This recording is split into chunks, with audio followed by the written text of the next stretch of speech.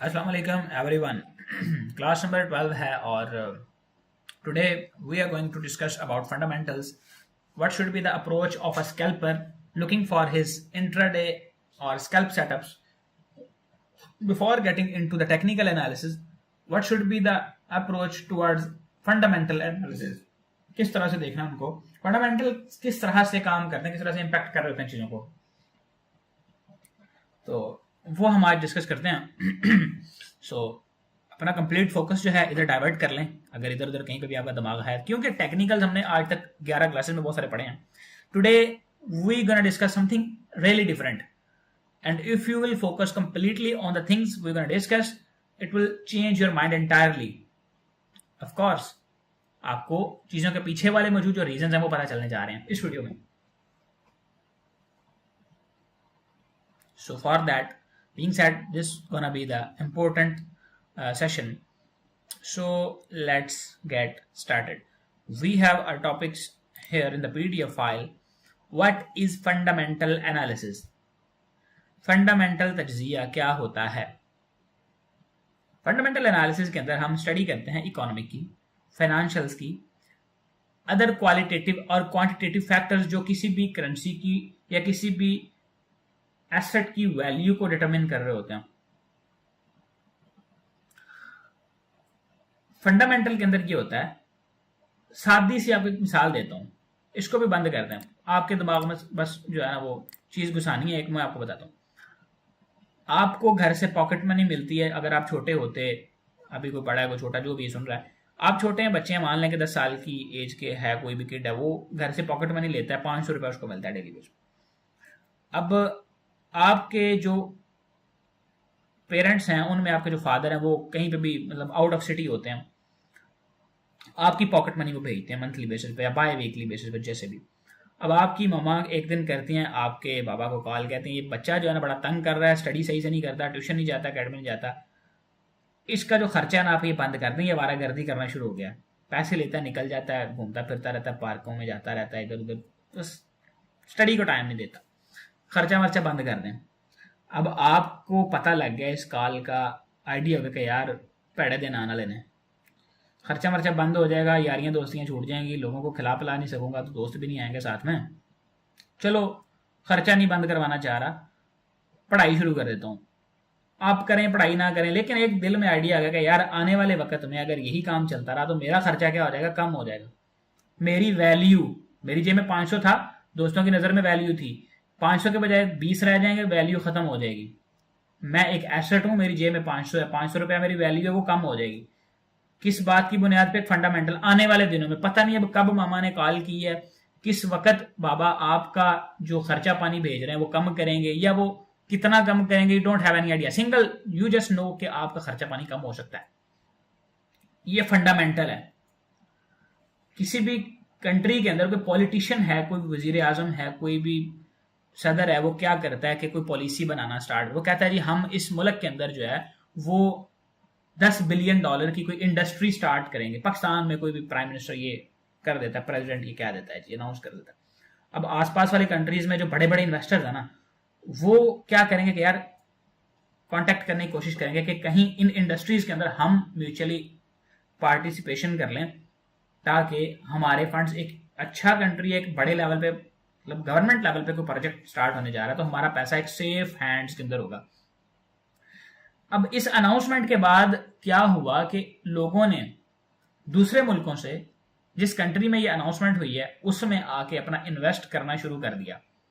जैसे पाकिस्तान में अगर ये अनाउंसमेंट हुई है ना कि भाई यहाँ पे बहुत बड़ी इंडस्ट्री लगने जा रही है, बहुत बड़ा पैसा इन्वेस्ट होगा, गवर्नमेंट ने ऐलान कर दिया। अब गवर्नमेंट भी ट्रस्टेड होनी चाहिए। किसी भी कंट्री की मिसाल ले लें जहाँ पे कोई इन्फ्लेशन वगैरह कम हो, यानी महंगाई वगैरह इतनी, और ओवर द लॉन्गर टर्म वहाँ पे इंटरेस्ट रेट्स वगैरह भी स्टेबल हो, तो वहां पे फिर दूसरे मुल्कों के इन्वेस्टर्स आते हैं, इंडस्ट्री लगाते हैं, पैसा इन्वेस्ट करते हैं। जब किसी भी दूसरे मुल्क से पैसा आएगा, यानी मान लें कि चाइना से कोई बंदा जो है वो 5 बिलियन युआन लेके पाकिस्तान आ जाता है और कहता है कि मैं यहाँ पे इन्वेस्ट करूंगा। ऑफ कोर्स वो अगर 5 बिलियन युआन वहां से लेके आया तो उसको पाकिस्तानी करेंसी में वो कन्वर्ट करना पड़ेंगे फर्स्ट, फिर ही वो इन्वेस्ट कर पाएगा ना। यहाँ पे तो युआन नहीं चलता, यहाँ पे तो पीकेआर चलेगा ना। तो जब वो बंदा युआन दे के पीकेआर खरीदेगा तो इट मीन्स कि उसने पीकेआर की वैल्यू बढ़ाई। जिस चीज की जितनी डिमांड होती है उसकी वैल्यू उतनी बढ़ती है। उसने 5 बिलियन पीकेआर की डिमांड कर दी, तो क्या होगा, इतने सारे पीकेआर उसको देना पड़ेंगे, तो अल्टीमेटली डिमांड बढ़ी। जैसे मैं आपको सप्लाई डिमांड का कॉन्सेप्ट पढ़ाता रहा हूं, तो उसकी पीकेआर की वैल्यू बढ़ जाती है। तो जो फंडामेंटल एनालिसिस है ना, वो इस तरह की चीजों पे मैक्रो इकोनॉमिक जो फैक्टर्स होते हैं, या जो इंटरेस्ट रेट्स होते हैं, जॉब्स का डाटा होता है, सीपीआई डाटा होता है, पीएमआई, ये मतलब काफी सारे आगे आपको समझाता हूँ। मोटा मोटा बताया आपको, कोर कंसेप्ट दिया है कि भाई फंडामेंटल जो है, अगर आप 10 साल के बच्चे थे तब भी आपको समझ आ गई है किस तरह से गवर्नमेंट की पॉलिसीज के ऊपर दूसरे लोगों के किसी मुल्क में आके इन्वेस्टमेंट करने की बेस पे फंडामेंटली उस करेंसी की या उस एसेट की, अभी तो मैं करेंसी की एग्जांपल दे रहा हूं आपको, वैल्यू बढ़ती है। अब अगर बाहर से कोई आके इन्वेस्ट करता है किसी गवर्नमेंट के पॉलिसी बयान के ऊपर, तो क्या होगा कि पीकेआर की वैल्यू बढ़ेगी। अब अगर आप पीकेआर वर्सेस आप कह लें कि एनजीडी ट्रेड कर रहे हैं, एक पेयर है एनजीडी पीकेआर, उस पर आप ट्रेड कर रहे हैं, अगर उसमें चल रहा था अप ट्रेंड, एनजीडी पीकेआर में अप ट्रेंड चला था, तो पीकेआर की डिमांड बढ़ने के बाद उसमें हो सकता है कि थोड़ा सा डाउन साइड पे मूवमेंट आ जाए, या वहां पे रेंजिंग स्टार्ट हो जाए मार्केट, या फिर सीधा सीधा डाउन ट्रेंड स्टार्ट हो जाए, क्योंकि पीकेआर की वैल्यू बढ़ गई है।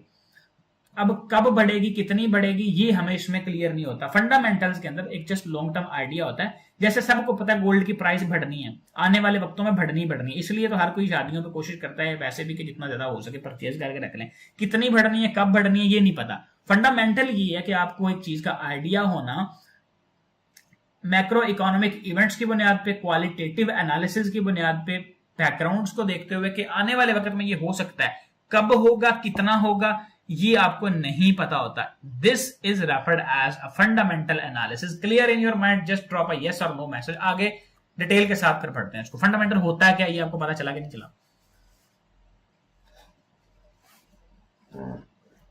Okay, very good, clear, nice nice nice nice nice,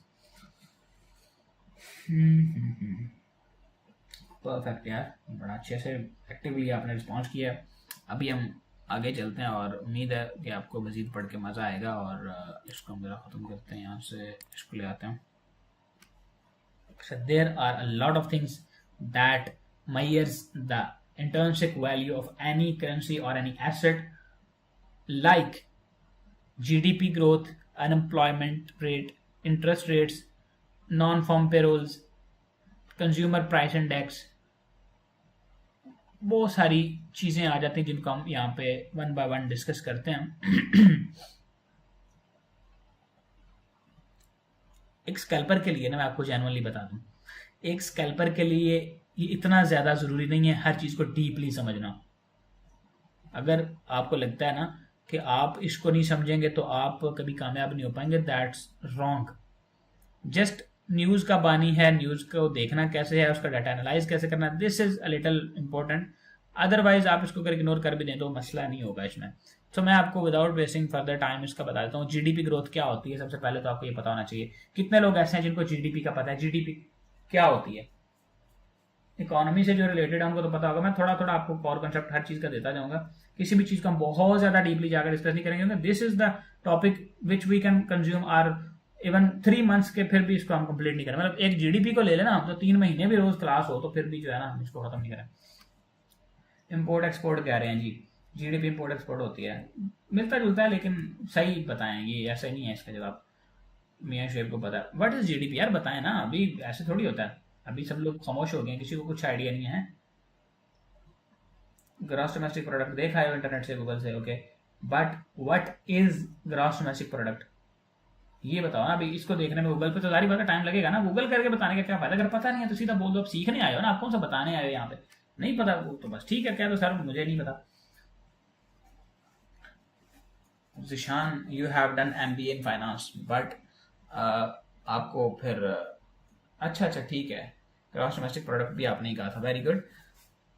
but ये होती क्या है, इसका हम सिंपल यहाँ पे आप लोगों को इस तरह से बताएंगे कि किसी भी मुल्क के अंदर जितनी भी प्रोडक्शन हो रही है ना, ग्रॉस डोमेस्टिक प्रोडक्ट बेसिकली ये बताती है कि बंदा कितना हेल्दी है। एक बंदा है ना, वो देखने में बड़ा जो है वो तगड़ा नजर आ रहा है, सेहतमंद है, बहुत अच्छा तगड़ा मोटा, लेकिन पता लगे उसको शुगर है, उसको अंदर से काफी सारी बीमारियां लगी हुई, अल्लाह ना करे। तो उसका जो टेस्ट वगैरह होंगे, ब्लड टेस्ट वगैरह होंगे, फिजिकल उसके जो भी एक्सरसाइज, वो बताएंगे कि यार ये बंदा जो है ना ये वीक है, देखने में बस मोटा तगड़ा लग रहा है। तो बेसिकली जो जीडीपी है ना, वो किसी भी मुल्क की असल में जो जेन्युइन उसकी पावर है वो बताती है कि इस मुल्क के पास कितना पैसा है।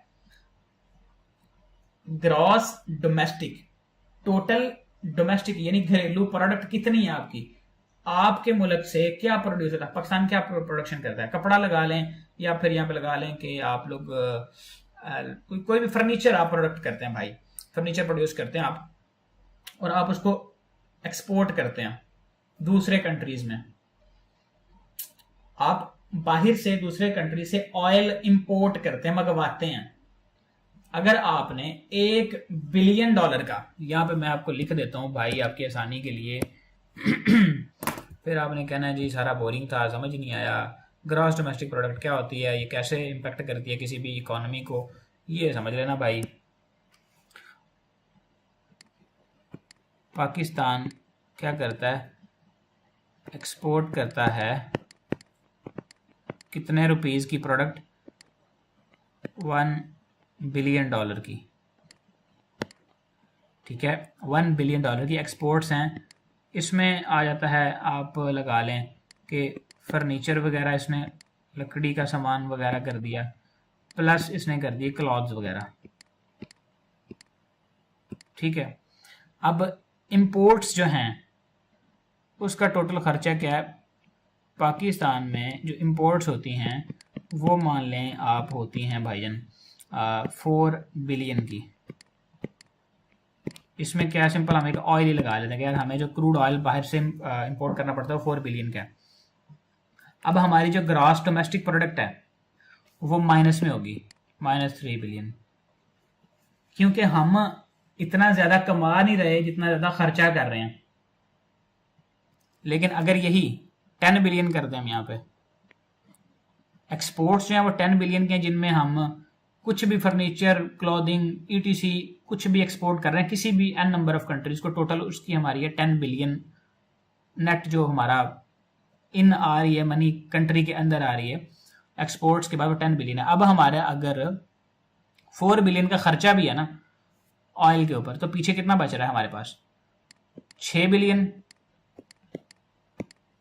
ये हमारी होगी जीडीपी। अब एक होती है किसी भी कंट्री में इन्फ्लेशन रेट निकालने के लिए ना पर कैपिटा इनकम होती है एक, तो ये जो टोटल 6 बिलियन निकला ना, इसको कंट्री में जितनी पॉपुलेशन होती है ना उसके ऊपर डिवाइड, मतलब 24 करोड़ है ना, 25 करोड़ है, जितना भी है, मतलब 240 मिलियन पॉपुलेशन है, तो इस 6 बिलियन को उस टोटल पॉपुलेशन पे डिवाइड कर दिया जाता है। जो जवाब आए वो उसकी पर कैपिटा इनकम होती है। अब नॉर्मली पाकिस्तान में आई थिंक सो ये 790 या पता नहीं इसके अराउंड ही कहीं पे है, which is quietly low, not so high, ये यहाँ तक होनी चाहिए। मिनिमम भी जो है ना 5000 तक होनी चाहिए, $5000 एट मंथली बेसिस, तब इसको आप सही मतलब हेल्दी कंसिडर कर सकते हैं, ठीक है।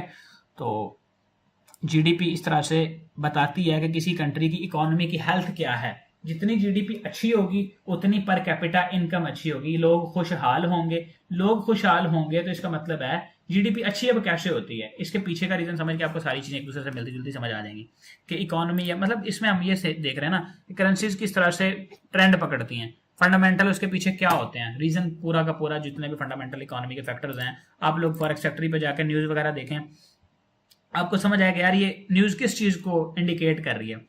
तो उसके लिए अभी ग्रॉस डोमेस्टिक प्रोडक्ट हमने देखा कि होती क्या है और पर कैपिटा इनकम वगैरह कैसे निकलती है, इन्फ्लेशन वगैरह कैसे निकलती है, वो आपको आइडिया होगा कि जीडीपी क्या होती है। यस नो में जवाब दें जरा, आगे फिर चलते हैं। अनएम्प्लॉयमेंट रेट क्या है, कंज्यूमर प्राइस इंडेक्स, ये सारा कुछ क्या है। ओके डन, लिख दें जरा जल्दी जल्दी, गुड जॉब। अनएम्प्लॉयमेंट रेट क्या है जी, अनएम्प्लॉयमेंट रेट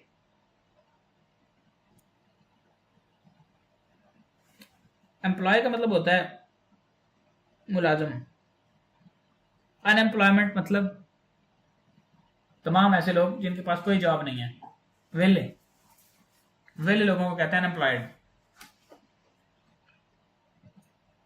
सिंपली इसका मतलब आप ये कह लें कि जितने बेरोजगार लोग हैं ना उनको कहेंगे कि अनएम्प्लॉयड पीपल। और किसी भी कंट्री के अंदर अनएम्प्लॉयमेंट का रेट जितना ज्यादा होगा उसकी करेंसी उतनी वीक कंसिडर की जाएगी।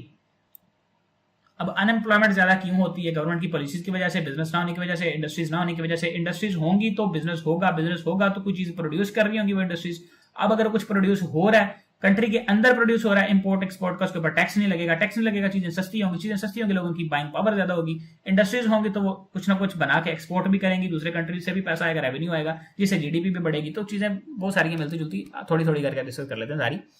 तो भाई अनएम्प्लॉयमेंट रेट का मतलब है जितनी ज्यादा बेरोजगारी होगी उस कंट्री की स्पेसिफिक करेंसी को उतना ज्यादा वीक कंसिडर किया जाएगा। Is that okay? जैसे यहां पे लिखा हुआ है, higher unemployment often signals economic slow down while low unemployment indicates growth. Interest rates, interest rate क्या होते हैं? ये सबसे ज्यादा इंपॉर्टेंट फैक्टर है। सूद की शरह, simply central bank policies on interest rates directly influence currency value and overall market sentiment.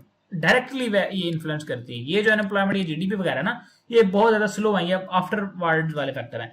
ये जो इंटरेस्ट रेट है ये डायरेक्टली, अभी अगर फेडरल रिजर्व किसी भी मतलब स्टेट का ये अनाउंस कर दे जिसमें पहले से इंटरेस्ट रेट होना 4%, वो अनाउंस कर दें कि we are going to increase our interest rate from 4 to 9%, आपको नजर आएगा कि अगर मिसाल के तौर पे अभी एक आपको यूएस डॉलर पाकिस्तान में मिल रहा है ना 285 का, आपको 285 रुपए का $1 मिल रहा है।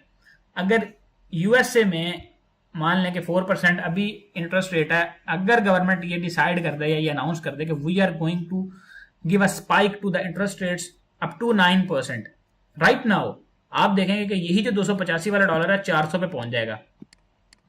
हाँ जी, वो जो एमबीए फाइनेंस वाले थे किधर है वो जरा बताएं, ऐसा ही है कि नहीं है? Yes or no?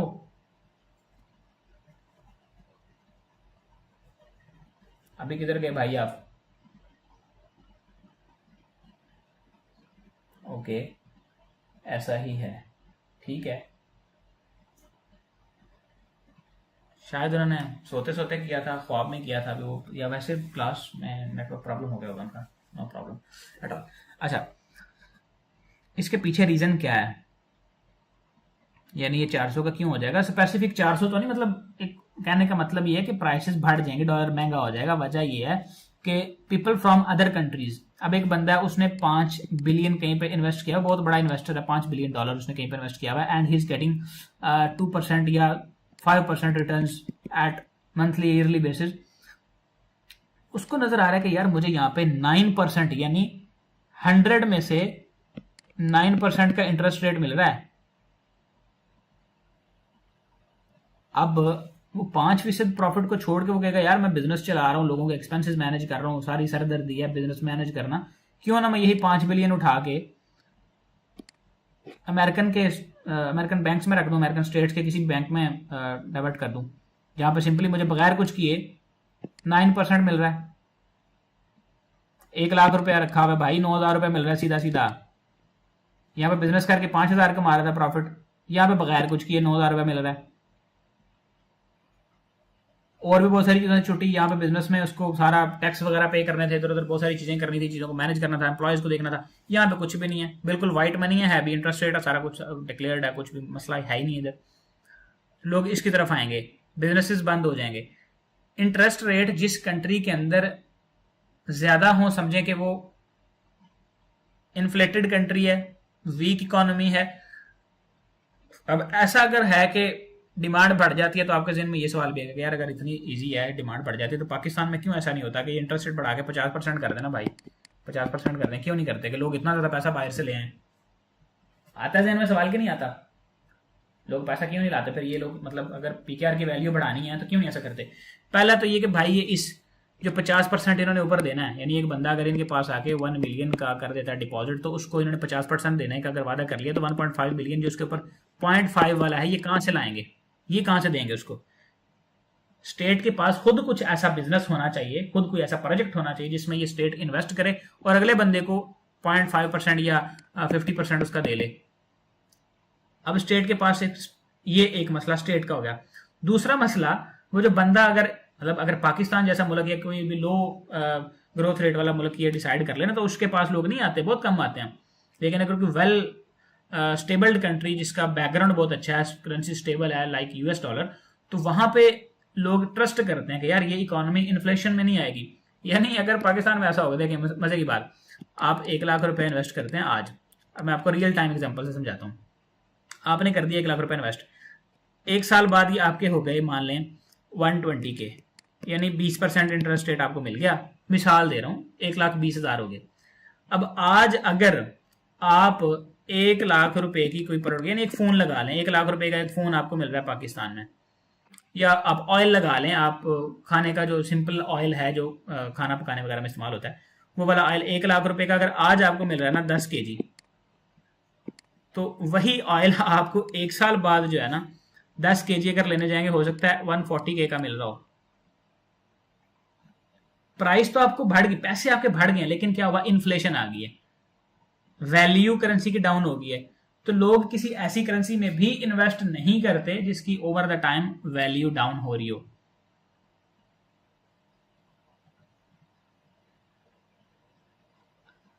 उनको चाहिए एक स्टेबल करेंसी और स्टेबल इंटरेस्ट रेट्स, जहां पे बेशक उनको इंटरेस्ट रेट्स तो थोड़े मिले, लेकिन ये उनको कंफर्म है कि यार इस करेंसी की वैल्यू डिक्रीज नहीं होगी, इन्फ्लेशन बहुत ज़्यादा हाई नहीं हो जाएगा। यानी यहाँ पे तो हंड्रेड्स ऑफ परसेंटेजेस के हिसाब से, यानी इस दफ़ा अगर 100 रुपए की चीज़ है, साल में बाद पता चले वो 240 रुपए की हो गई है, हंड्रेड्स ऑफ परसेंटेजेस के हिसाब से इन्फ्लेशन बढ़ रही होती है। तो इस तरह की कंट्रीज में कौन आएगा इंटरेस्ट रेट बेशक बढ़ा भी दें, लेकिन स्टेबल कंट्रीज के अंदर इंटरेस्ट रेट जस्ट अगर 0.5% भी इंक्रीज या डिक्रीज कर दिए जाएं तो उससे बहुत ज़्यादा इम्पैक्ट आता है। अब हम क्योंकि गोल्ड ट्रेड करते हैं, इसमें क्या होता है,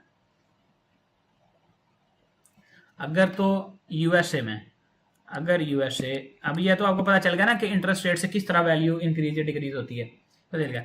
अगर यूएसए के अंदर इंटरेस्ट रेट्स को क्या किया जाता है, ये मैं लिख देता हूं, इंटरेस्ट रेट्स को इंक्रीज किया जाता है, चले मान लें पहले डिक्रीज ले लेते हैं, इजी हो जाएगा, ज्यादा इजी हो जाएगा। डिक्रीज किया जाता है, डिक्रीज से क्या मुराद है, इंक्रीज का तो पहले हमने ले लिया कि वैल्यू बढ़ जाएगी, अब डिक्रीज का लेके ये भी समझते हैं। डिक्रीज का मतलब ये है कि USA federal reserve wants people to invest in business rather than just putting their all amounts in the banking system. यानी US government don't wants peoples money, they want people to invest in the businesses in the industry so that their GDP growth increases. Are you getting my point? समझ आ रही है कि sir के ऊपर से गुजर रही हैं बातें? अगर इंटरेस्ट रेट कम हो रहा है, यानी आपको आज मैं कहता हूं 1 लाख रुपया दे दो, साल बाद 1,10,000 ले लेना, 10 साल ऐसे ही हमारा कमिटमेंट गुजर गई, हर साल मैं आपको 1,10,000 देता रहा, लेकिन 10 साल बाद मैं कहता हूँ नहीं यार अब मैं आपको 10 नहीं दूंगा, बिजनेस मेरा डाउन हो रहा है, तो मैं आपको ना 1 लाख के बदले मैं ना 5% दूंगा, 1,05,000 दूंगा साल बाद। आप कहते हो यार छोड़ो मेरा पैसा वापस दो, मैं कहीं और जा रहा हूँ। तो इंटरेस्ट रेट जब डाउन होते हैं तो people withdraw their money and start seeking some other portals where to invest with the good returns. तो फिर वो गवर्नमेंट अक्सर क्या करती हैं, लाइक इन्होंने इंटरेस्ट रेट कम किए, साथ में लाइक आईटी सेक्टर के ऊपर क्या किया, आईटी सेक्टर पे टैक्स कम कर दिया। अब पॉलिसी देखें गवर्नमेंट इस तरह बनाती है, लोग बैंकों से पैसा निकालेंगे, आईटी में इन्वेस्ट करेंगे कि यार यहाँ पे टैक्स कम है, आईटी की कंपनी आईटी इंडस्ट्री लगा लेंगे, कोई ना कोई इस तरह का काम। तो गवर्नमेंट इस तरह पॉलिसीज बनाती है, इंटरेस्ट रेट कम कर दिया। अब हम चूंकि गोल्ड ट्रेड कर रहे हैं, हमें पता है इंटरेस्ट रेट कम हुए हैं, गोल्ड ने अब मतलब यूएस जो डॉलर है, यूएस डॉलर है, उसकी वैल्यू डॉलर की डिक्रीज होगी, यानी डॉलर नीचे आएगा ना, इंटरेस्ट रेट जो कम है, लोग अपना पैसा डॉलर से निकालेंगे, बैंकों से निकालेंगे, वक्ती तौर पे कम होगी, लेकिन ओवर द लॉन्गर टर्म क्योंकि वहां पे इंडस्ट्री लगनी है, उसने कुछ प्रोडक्शन करनी है, वहां से फिर वो एक्सपोर्ट होनी है, तो बाहर से और पैसा आना है, लॉन्गर टर्म के अंदर वो जो वैल्यू बढ़ेगी डॉलर की, लेकिन वक्ती तौर पर थोड़ी सी डिक्रीज होगी ना, वक्ती तौर पर इतना ज्यादा पैसा जो निकलेगा एकदम से, तो उसमें फिर क्या होगा, उसमें यूएस डॉलर डाउन आएगा। अब आप ट्रेड कर रहे होते हैं XAU/USD।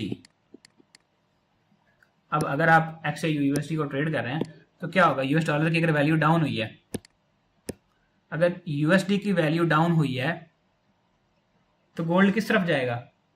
अगर आज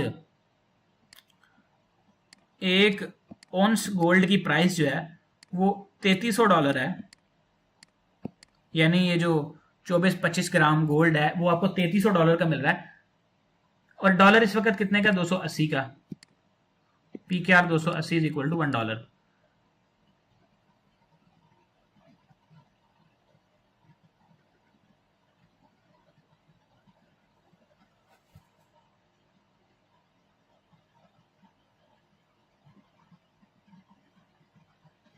इससे क्या होता है फिर, अगर डॉलर की वैल्यू कम हो और ये डॉलर हो जाए आपका 200 रुपए का, तो आपको वही एक ऑन्स गोल्ड जो है, जो पहले मिल रहा था $3300 में, हो सकता है अब आपको $4000 इसके लिए पे करना पड़े। तो गोल्ड का जो पेयर है, ये वाला गोल्ड का जो USD वर्सेस गोल्ड का पेयर है, ये ट्रेंड क्या पकड़ेगा? ऊपर को जाएगा, यानी इसमें एक स्पाइक आएगी एकदम से, इंटरेस्ट रेट जस्ट डिक्रीज होने की वजह से। अगर इंटरेस्ट रेट इंक्रीज हो जाएंगे तो वाइस वर्सा होगा, नीचे को स्पाइक लगेगी। स्पाइक क्या लगेगी? नीचे को लगेगी, गोल्ड में ट्रेंड डाउन साइड पे आएगा। ये simple, common and standard rule है। अंडरस्टूड कि इंटरेस्ट रेट किस तरह से, अभी ये गोल्ड का मैंने आपको बताया ना, करेंसीज में भी इसी तरह से है। सेंट्रल बैंक की जो पॉलिसीज है वो इस तरह से इम्पैक्ट कर रही होती है। अच्छा जी, आगे हम चलते हैं। ये रिटेल सेल्स वगैरह, हाउसिंग स्टार्ट्स, ये भी कुछ फैक्टर्स होते हैं। मैं इसका भी आपको बता देता हूँ। ये अनएम्प्लॉयमेंट रेट का हमने डिस्कस कर लिया। CPI डाटा जो है जितना कम होगा उतना अच्छा होगा, हाउसिंग स्टार्ट जितना ज्यादा होगा उतना अच्छा होगा करेंसी के लिए, रिटेल सेल्स जितनी ज्यादा होंगे उतना अच्छा होगा। रिटेल सेल्स चूंकि मतलब है छोटे लेवल के ऊपर, जैसे डेली बेस पे जो यूजेबल चीजें हैं, खाने पीने की अशिया जो होती हैं, लाइक बिस्किट्स कह लें, कोल्ड ड्रिंक्स कह लें, वीट कह लें, नॉर्मल चीजें जो ऑयल वगैरह लोग डेली लाइफ में यूज कर रहे होते हैं, उसको कहते हैं रिटेल सेल। जो एक किसी भी छोटे से आपको स्टोर से मिल जाती हैं, किसी भी करियाना स्टोर से कह लें, वहां से आपको मिल रही होती हैं, वो सारी चीजें रिटेल्स हैं, रिटेल में आती हैं। तो वो जितनी ज्यादा सेल हो रही होंगी, मतलब ये कि लोगों के पास उतना ज्यादा पैसा है। ज्यादा पैसे का मतलब ये है कि कंट्री में सूरत हाल खुशहाल है। हाउसिंग स्टार्ट्स, जितने लोग अपना घर बंदा तभी बनाता है जब उसके पास अच्छे पैसे हों। मतलब एक बंदा खाने पीने का खर्चा अपना निकाल के पैसे सेव करके उसने इतने बना लिए हैं कि वो एक घर अपना स्टार्ट कर रहा है। भाई हाउसिंग स्टार्ट, हाउस को बंदा तभी स्टार्ट कर रहा है जब उसके पास एक मतलब अच्छी वेल्थ हो। जितने ज्यादा लोग हाउसिंग स्टार्ट कर रहे हैं, मतलब करेंसी जो है वो अप जा रही है, वैल्यू पकड़ रही है, ग्रोथ हो रही है, GDP वगैरह अच्छी है कंट्री की। ओके, सो आगे चलते हैं। आगे हमारे पास है quick reactions to economic events. अभी मैं आपको वो दिखाता हूँ। हाँ, scalpers focus on the time. अच्छा, स्कैल्पर्स का क्या होता है कि आपने ना देखना है कि न्यूज़ कब आ रही है। मैं आपको दिखाता हूँ। आजकल वैसे न्यूज़ के ऊपर इतना ज़्यादा इम्पैक्ट नहीं आता। आप आएंगे गूगल के ऊपर, आप यहाँ पे लिखेंगे, मैं बल्कि आपको लिख के दिखाता हूँ। इधर ना एक वेबसाइट है फॉरेक्स, यार फॉरेक्स फैक्ट्री। आपने सिंपल ये लिखना है, गूगल पे एंटर प्रेस कर देना है, आपके सामने ये वेबसाइट आएगी पहले वाली, इसको आपने क्लिक करना है। इस तरह से आपके पास इंटरफेस आएगा। मेरे पास ये थोड़ा डिफरेंट आ रहा है, मैं आपको बताता हूँ आपके पास किस तरह का आएगा। आपके पास कुछ इस तरह का इंटरफेस आने वाला है, और इससे भी बढ़ के बल्कि लाइक इस तरह का आपके पास जो इंटरफेस आएगा ना, इस तरह का होगा। बहुत सारे यहाँ पे डाटा न्यूज वगैरह पड़ी होगी, लेकिन we are gold trader, we just trade gold, so that for that purpose will do, filter पे जाएंगे, सबसे पहले नन पे करेंगे, नीचे से जस्ट USD सेलेक्ट करेंगे, इधर से भी ये येलो वाला और ये व्हाइट वाला बॉक्स हटा देंगे और अप्लाई फिल्टर पे क्लिक कर देंगे। That's it. अभी हमें जस्ट USD की न्यूज नजर आ रही है। Okay, the next thing will be, ये जो टाइम है यहाँ पे, टाइम का क्लॉक सा नजर आ रहा है, इस पे क्लिक करना है। जिस भी कंट्री में हैं आप वो सिलेक्ट कर लें यहाँ से सारे। यहाँ पे पाकिस्तान वाले +5 सेलेक्ट करें, and the people living in the India will select the +5:30 GMT। और बाकी यहाँ पे नीचे इसमें काफ़ी सारी चीज़ें आपको दिखा देता हूँ। अच्छा, ये तो चल रहा है, इनकी प्राइसेस को हमें छेड़ना नहीं है। इसके बारे में बाद में बात करते हैं, न्यूज़ का डाटा किस तरह का है, क्या देखना होता है। ये नीचे एक और काम की चीज़ है, यहाँ पे सेशंस के बारे में यहाँ पे हमें इंफॉर्मेशन मिल रही है। ये यहाँ पे ये लिखा हुआ है सेशंस, ठीक है। सेशंस किस तरह से काम करते हैं, यहाँ पे आपको पता चलेगा किस वक्त। अब नॉर्मली सिडनी सेशन, सिडनी कौन सा किस कंट्री का कैपिटल है? Do anyone know? सिडनी किस कंट्री का कैपिटल है? ऑस्ट्रेलिया का, एग्जैक्टली, ओके। एंड टोक्यो किस कंट्री का कैपिटल है? Japan, okay, good. So both are located in Asia, so that's why हम इसको कहते हैं कि यार एशियन सेक्शन है, ये एशियन सेक्शन है और इसका हम एक ही लेते हैं। लेकिन ये ऑस्ट्रेलिया के बैंक्स वगैरह ओपन होते हैं हमारे पाकिस्तानी टाइम के मुताबिक तकरीबन 2 बजे, उसके बाद 5 बजे सुबह टोक्यो सेशन भी ओपन होता है। अब जापान में जो स्टॉक मार्केट है वहां की, वो ओपन होती है 6 बजे। सिडनी में भी जो स्टॉक मार्केट है वो, मतलब जब बैंक्स ओपन होते हैं ना, उसके बाद जो स्टॉक मार्केट होती है ना, वो 1 घंटा बाद ओपन होती है नॉर्मली, कहीं पे 1.5, कहीं पे 1 घंटा बाद। तो ये जो है ना टोक्यो में स्टॉक मार्केट, वो 6 बजे ओपन होती है। तो इसी वजह से अक्सर आप देखेंगे ना 6 बजे वाली कैंडल भी बड़ी बड़ी, मैं आपको दिखाता हूँ इधर कहीं पे, where we can get it in the 1 hour and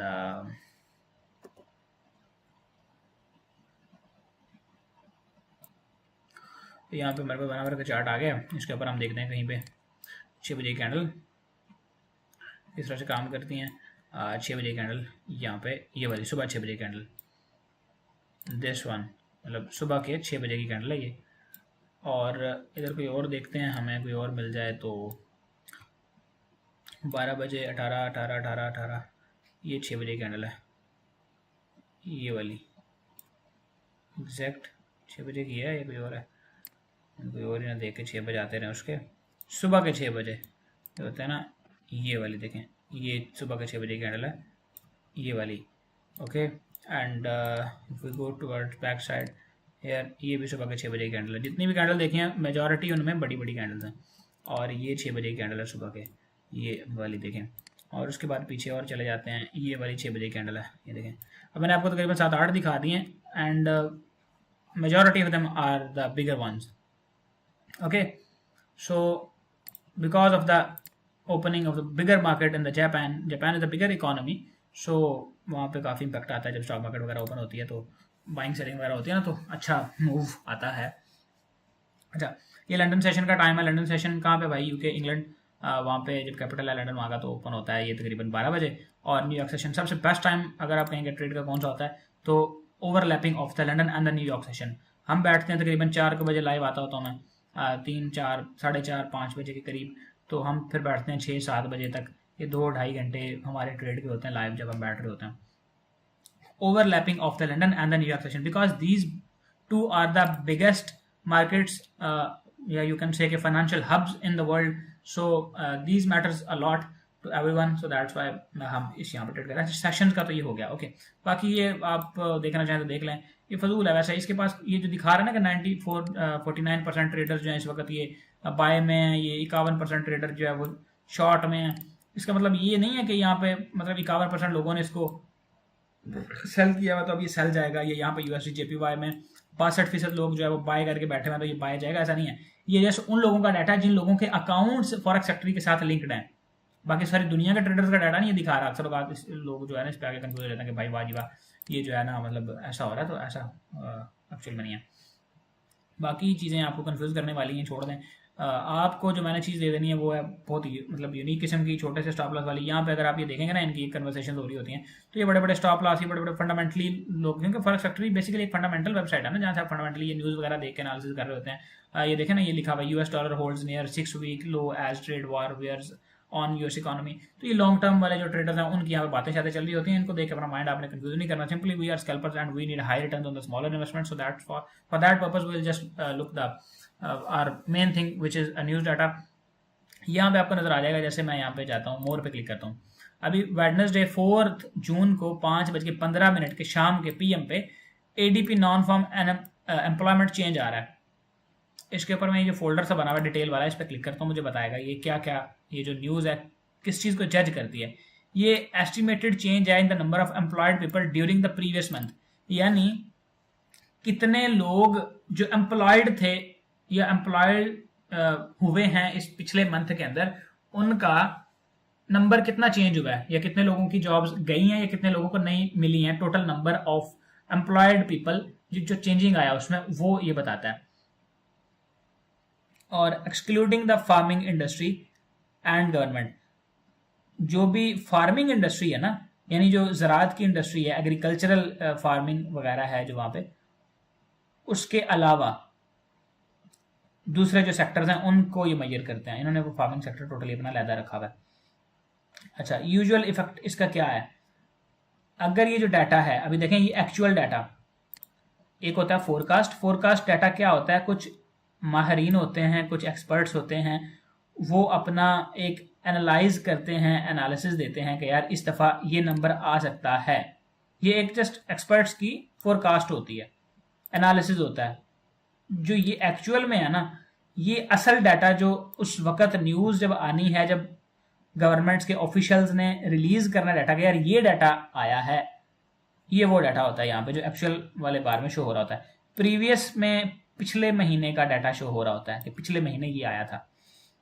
okay, अब यहाँ पे लिखा हुआ है जी, actual greater than forecast is good for currency, यानी पिछले महीने में एम्प्लॉयड पीपल कितने ज्यादा चेंज हुआ है, एम्प्लॉयड पीपल के क्वांटिटी में कितना चेंज आया है। तो जाहिर बात है जितने ज्यादा लोगों को एम्प्लॉयमेंट मिलेगी, जितने ज्यादा लोगों को जॉब मिलेगी, उनके घर का खर्चा पानी चलेगा, उतना अच्छा है ना उन लोगों के लिए। तो जितना ये नंबर हाई होगा ना एक्चुअल में, उतना बेस्ट है किसके लिए? यूएसडी के लिए। अगर यहाँ पे ये डाटा ग्रीन में शो हो रहा है, यानी जितनी फोरकास्ट थी उससे भी अगर ज्यादा शो हो रहा है, तो ये ऑटोमेटिकली ग्रीन ही शो होगा यहाँ पे। अगर यूएसडी का डाटा ग्रीन शो हुआ है, तो उस वक्त अचानक से जो गोल्ड वर्सेस डॉलर का पेयर है, जो एक्स यूएसए में ट्रेड कर रहे हैं, उसमें जो स्पाइक आएगा वो आप लोग मुझे बताएं। अगर यहाँ पे डाटा ग्रीन आया है, तो गोल्ड और यूएसडी का जो पेयर है उसमें मार्केट डाउन साइड पे जाएगी या अप साइड पे जाएगी? लिखें जरा जल्दी जल्दी बताएं, डाउन या up. Okay, majority of you are saying down side, good job. But this will not be a perfect judgement कि प्राइस नीचे को ही जाती रहेगी। न्यूज पे जस्ट एक अनएक्सपेक्टेड स्पाइक होती है, और बाज़ औक़ात ये बिल्कुल भी इंपैक्ट नहीं आता, बिल्कुल प्राइसेस एक ही जगह पे रुकी रहती हैं। लेकिन स्टैंडर्ड ऑफिशियल जो इसमें एक्सपेक्टेशन आपकी हो सकती है वो ये है कि अगर यहाँ पर डाटा ग्रीन शो हुआ है, तो गोल्ड का जो पेयर है, गोल्ड वर्सेस यूएस में, क्योंकि डॉलर की वैल्यू बढ़ी है ना, ग्रीन शो हो रहा है यहाँ पे, तो फिर गोल्ड तो ऑटोमेटिकली वीक होगा ना। कोई भी न्यूज़ है, आपका जो सिंपल अप्रोच है मैं आपको बता देता हूँ। अभी इसमें अब अगर हम घुस जाएंगे तो बहुत लंबा चौड़ा काम हो जाएगा। इसमें कुछ कैंडल इस तरह की बनती है, वो हमारा किधर गया वो पीडीएफ सी जो फाइल थी, ये देखें। इसमें ये एक ही कैंडल इतनी बड़ी बनी हुई है। अब इसमें क्या हुआ होगा? इसमें डॉलर की जो वैल्यू है वो कम हुई होगी, यानी डाटा नेगेटिव आया होगा, रेड आया होगा डाटा, एकदम से इतनी बड़ी स्पाइक आ गई। अब अगर कोई बंदा सियाना बनने की कोशिश करे, एक आइडिया है ना, देखें हम इधर एक शरारत कर सकते हैं इसके साथ कि आप आए इधर, देखें न्यूज आ रही है, आज के दिन में क्या न्यूज है। अच्छा, आज शाम को, मतलब हर रोज जब आपने ट्रेड करने बैठा है, सबसे पहले फॉरेक्स फैक्ट्री ओपन करनी है, ओपन करके देखना कितने बजे न्यूज है। आपको पता लगा जी 7 बजे न्यूज है, 7 बजे आप एक साइड पे ये फॉरेक्स फैक्ट्री ओपन कर लें, अपने मोबाइल के ऊपर खोल लें वो ट्रेड जो अपना MT5 है, वहां पे देखें डाटा अगर तो पॉजिटिव आया है तो आप फौरन से वहां पे धड़ाधड़ जाके जो है ना वो सेल मार दें। अगर डाटा नेगेटिव आया तो बाय कर लें। ये ट्रिक कैसी है जरा बताएं मुझे, करनी चाहिए कि नहीं करनी चाहिए? Yes or no?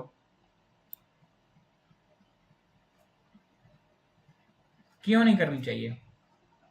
रीजन बताएं मुझे यार। इतना अच्छा रीजन ना, मतलब यहाँ पे अगर डाटा आपको पता लगे कि ग्रीन है, वहां पे आपको पता है डॉलर की वैल्यू बढ़नी है और गोल्ड ने नीचे आना, आप सेल कर लो जाके वहां पे। फंसने वाली बात है। नहीं नहीं, no. Like of the next level thing, exactly like of the next level thing, but why यहाँ पे क्यों नहीं करना? मार छेड़ेगा, practice back testing, yes you are right. आप हवा में ट्रेड कर पकड़वाते हो, ग्रेट सर, मैं तो पकड़वा देता हूँ, ठीक है, क्लास, अच्छा ये पुराने मैसेजेस ही दोबारा आना शुरू हो गए मेरे सामने। आई थिंक सो कि पुराने मैसेजेस ही आ रहे हैं यार, ये क्या चक्कर है। ट्रैप हो सकता है, एसल हंटिंग सर मैं बता सकता हूँ sir, not trading just gambling. नहीं नहीं नहीं नहीं, मैं आपको बताता हूँ असल में पता क्या चीज़ है। यहाँ पे जब न्यूज़ का इम्पैक्ट आ चुका होगा, उधर जो कैंडल बननी है ऊपर को या नीचे को वो बन चुकी होगी, इधर डाटा एग्जैक्ट टाइम पे शो नहीं होता। अगर 7 बजे डाटा आना है ना, तो यहाँ पे आएगा 7:10-15 के बाद आपको शो होगा। वहां पे ऑलरेडी वो कैंडल एक बन चुकी होगी, जो न्यूज पे इम्पैक्ट आना था वो आ चुका होगा। तो इसलिए trading on the basis of the upcoming data of any news relying on the forex factory will not be the suitable or not the feasible for us, क्योंकि वो डाटा ही थोड़ी देर बाद शो होता है।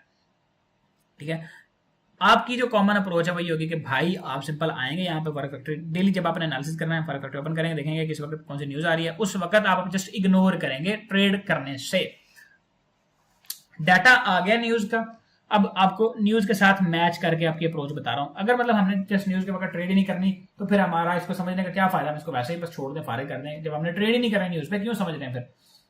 पहले नंबर पे तो आप ट्रेडर हैं भाई, आपको रीजन पता होना चाहिए कि करेंसीज में ट्रेंड्स क्यों बनते हैं, चीजें मूव क्यों कर रही होती हैं। Because while we were discussing about market trends, then I made a promise with you कि I will tell you these details in a further discussion while we will discuss the fundamental analysis topic.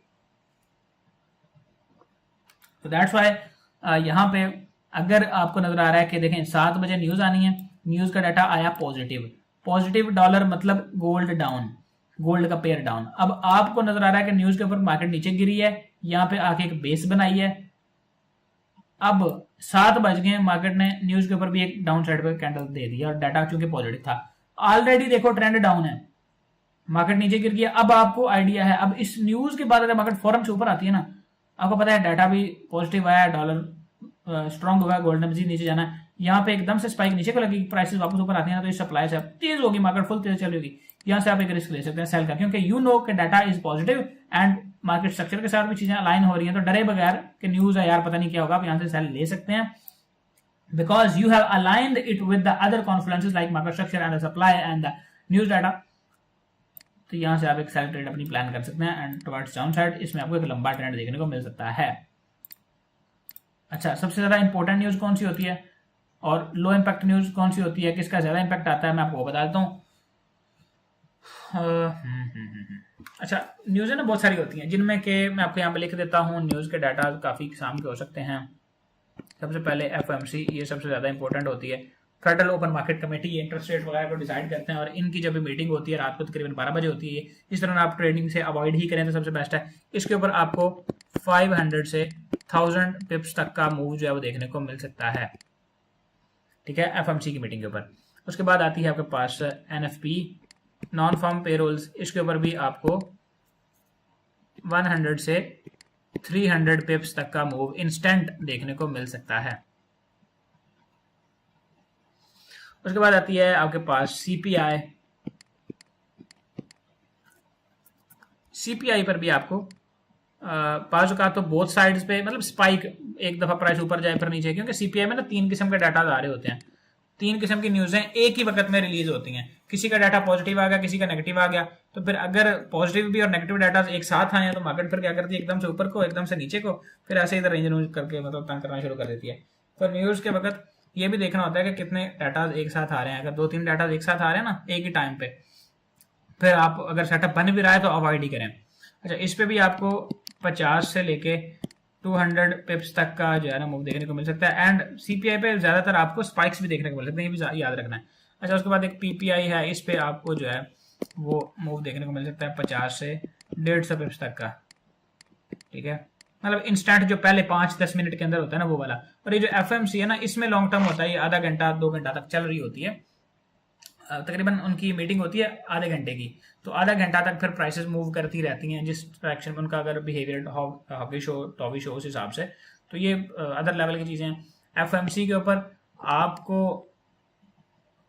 अगर trade करनी है अपने technical को align करें, और FMC की जो मीटिंग हो रही होती है सीएनएन वगैरह पे वो नज़र आ रही होती है उनकी मीटिंग, तो वहाँ से आप उनको उनके बिहेवियर को देख के कि अगर वो बातें कर रहे हैं, इंटरेस्ट रेट को उन्होंने मतलब डिसाइड करना होता है ना कि आने वाले वक्त में हम इंटरेस्ट रेट को कम करेंगे या डिक्रीज करेंगे या इंक्रीज करेंगे।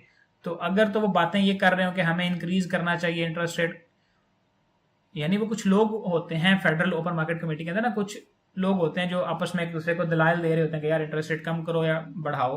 तो उनको देख के अगर आपको लगे कि यार जो बंदा ये कह रहा है कि इंटरेस्ट रेट बढ़ाने हैं, अगर उसके दलाइल जो हैं वो स्ट्रॉन्ग है, यानी उनको बढ़ाना ही पड़ना है एट दी एंड, तो आपको पता लग जाएगा यार डॉलर स्ट्रॉन्ग होना है, गोल्ड में इस वक्त डाउन साइड पे मूवमेंट आ सकती है, फिर आप उसमें डाउन साइड पर ट्रेड लेना शुरू करते हैं। तो एफएमसी को डिसाइड करने का ये तरीका होता है सिंपल यार। स्कैल्पर के लिए मतलब ना भी एफएमसी पर ट्रेड करेगा आधा घंटा तो बच जाएगा, कोई मसले वाली बात नहीं है। सिंपल स्कैल्पर की अप्रोच यही है कि बस वो आगे न्यूज़ को देखे, अगर डाटा उस दिन आ रहे हैं तो उस वक्त के दौरान अगर टेक्निकल सेटअप बनना है तो ले ले, वरना मकसद ये है कि पीछे रीजन को समझना, किस तरह से इकोनॉमीज जो है वो ट्रेंड बन रहे होते हैं या किस तरह से मार्केट मूव कर रही होती है।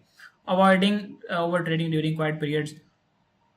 अच्छा, एक और चीज जो आपको बताना चाहूंगा, जिस दिन एफओएमसी होती है ना शाम को, उस दिन अक्सर औकात मार्केट जो है वो मूव नहीं कर रही होती, बिल्कुल रुकी होती है। रेंज तो एक तो होती है ना, ये रेंज बनी हुई है, उस दिन बिल्कुल ही ऐसे होती है, बिल्कुल ऐसे मरी पड़ी होती है।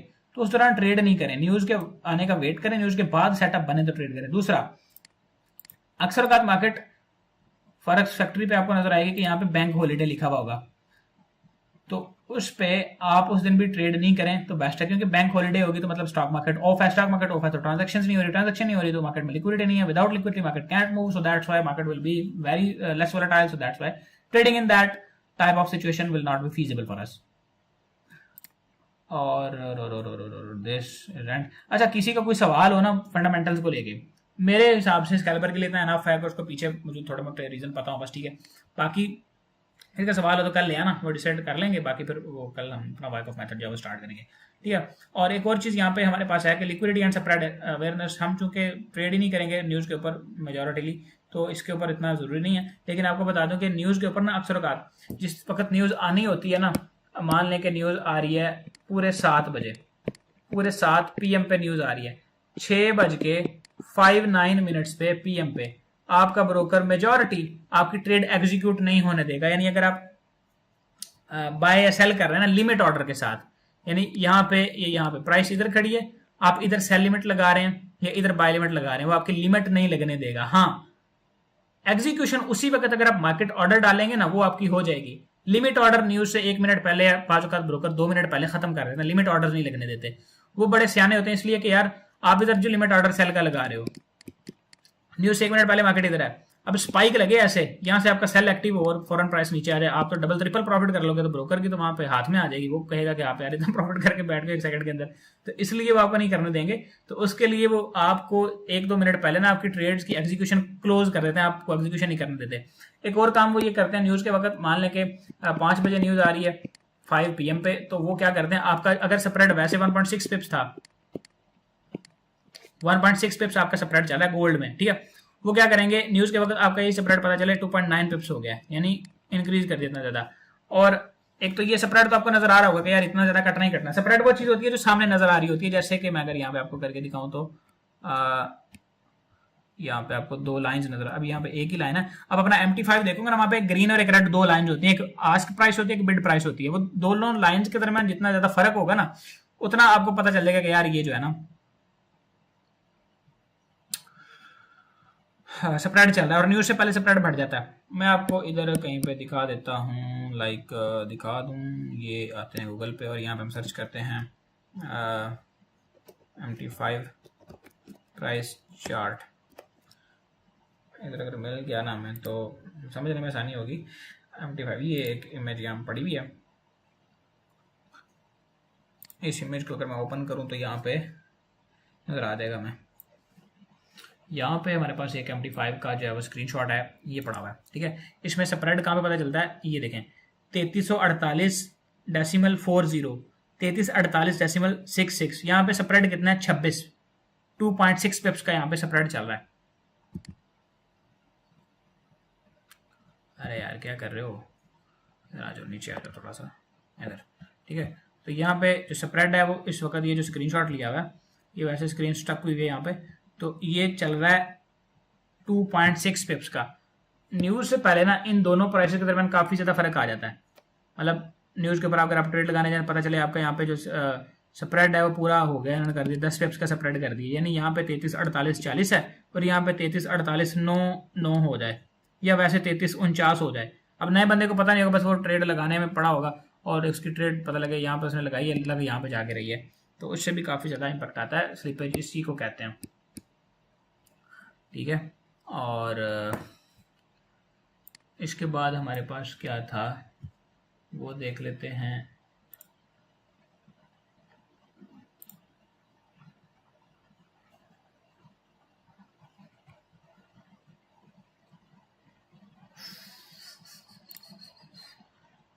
Here it is, correlation technical strategies, वो मैंने आपको ऑलरेडी बताया कि अगर ट्रेंड भी डाउन है और न्यूज़ का डाटा भी पॉजिटिव आ गया डॉलर का, तो फिर आप उसको किस तरह से अलाइन करेंगे। इसी के वाइस वर्सा होगा, अगर डॉलर का डाटा नेगेटिव आ गया और ट्रेंड गोल्ड का बुलिश है, उस पर एक पुल बैक लगता है तो वहाँ से अच्छी बाइंग कर सकते हैं। Post news scalping opportunities after major news, हाँ ये बड़ा अच्छा है कि बड़ी न्यूज़ के अंदर आपको स्कैल्पिंग की बड़ी अच्छी खूबसूरत अपॉर्चुनिटीज मिलती हैं, क्योंकि वॉल्यूम्स बड़े लग रहे होते हैं तो वॉल्यूम के बेस पर बड़ी अच्छी ट्रेड्स बन रही होती हैं। So this is it guys for today. Hope you have enjoyed today's lesson and the session too. और इसको हम क्लोज करते हैं रिकॉर्डिंग को। जिसने रिकॉर्डिंग भी देखी हो तो वो कमेंट सेक्शन के अंदर ज़रूर बताया कि भाई मुझे समझ आ गया। एक कमेंट ज़रूर बनता है, अपना फीडबैक ज़रूर दीजिएगा रिगार्डिंग टुडेज क्लास।